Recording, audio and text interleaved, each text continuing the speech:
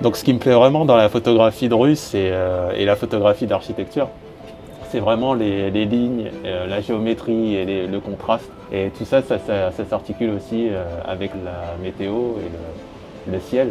Parce qu'avec toutes les réflexions qu'on peut réussir à intégrer dans les compositions, ça donne toujours des contrastes et des différences de lumière, vraiment des textures qui vont se révéler en fonction du temps de la journée. Et donc c'est vraiment quelque chose que j'aime beaucoup dans la photographie de rue et architecturale. Donc bonjour à tous, je me présente Olivier Costier. Donc, vous pouvez me retrouver sur les réseaux sociaux sous le nom de Photo Costier. Donc aujourd'hui on est à la Défense et donc je vais vous présenter un petit peu la prise de photos de street photographie, principalement orientée sur les compositions graphiques et architecturales. Et étant visionnaire Olympus, on va faire ça avec le M5 Mark III, donc dernier sorti d'Olympus. Et je vais vous montrer un petit peu tout ça. Donc c'est parti.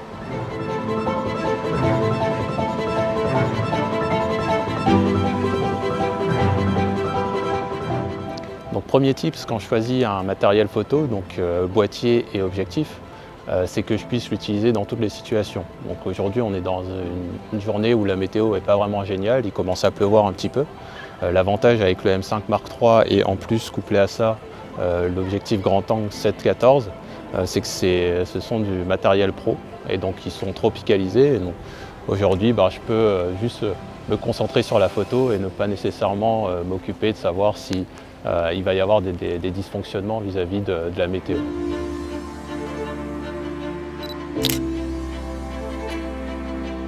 Donc, ce qui est important avec la photographie d'architecture, c'est de mettre en avant toutes les perspectives des bâtiments qu'on cherche à photographier. Donc là, typiquement à la Défense, on est sur des bâtiments qui sont très hauts. Et donc utiliser un grand angle pour justement mettre en avant toutes ces lignes de fuite et toutes les perspectives de ces grands bâtiments, c'est ce qui est intéressant.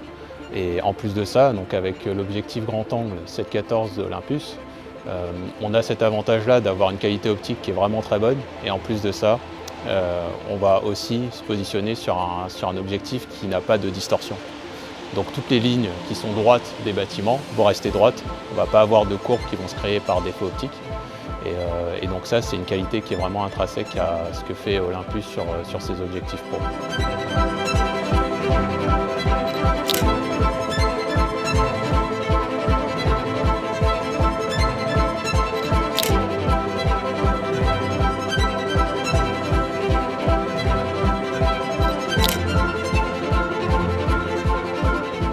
Ce qui est important aussi dans la photographie d'architecture, c'est de changer les points de vue. Donc typiquement dans un contexte où on a des grands bâtiments, on peut faire des photos en look-up. Et l'avantage avec Olympus, c'est que l'écran orientable permet de prendre des photos, d'orienter l'écran. Et aussi, le gros avantage, c'est qu'il est tactile. Donc en changeant l'angle de vue et simplement en appuyant sur l'écran, on prend une photo. Et l'avantage, c'est que quelles que soient les conditions météo, l'écran est quand même assez lumineux, donc je n'ai pas besoin de me prendre la tête à mettre mon œil dans le viseur et simplement de me concentrer sur la photo et que ce que montre l'écran.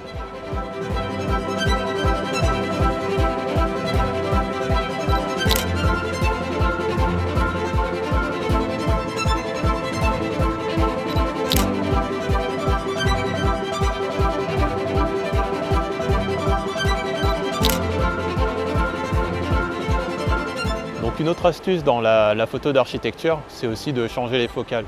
Donc c'est vrai qu'on a souvent tendance à partir très rapidement sur du grand angle pour avoir les lignes de fuite et toutes les perspectives, mais il est aussi intéressant de changer de focale et d'aller sur un objectif téléobjectif pour justement essayer de se concentrer sur tout ce qui est texture.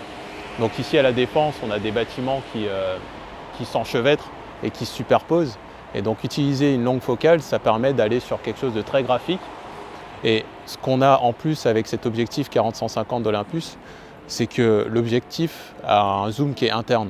Donc il ne va jamais changer de longueur. Et donc au niveau praticité d'utilisation, là on se retrouve dans un contexte où on ne se prend vraiment pas la tête, on cadre la photo qu'on veut, le détail avec le graphisme qui nous a vraiment attiré l'œil. Et donc la prise de vue est vraiment efficace.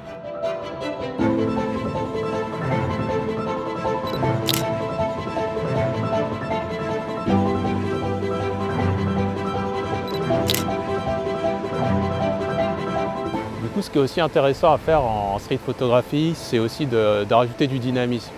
Et pour ajouter du dynamisme, c'est de faire de la longue exposition.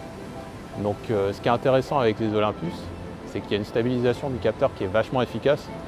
Et donc moi, ça m'arrive assez souvent, assez régulièrement, de faire des expositions de 2 à 3 secondes à main levée. Et donc ça donne beaucoup d'opportunités et de liberté de prise de photos.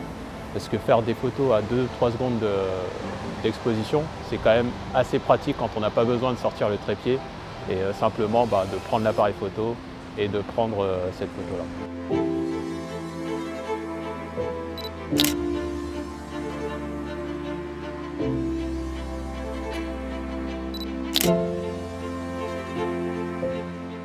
Donc voilà pour cette petite balade photographique à la Défense.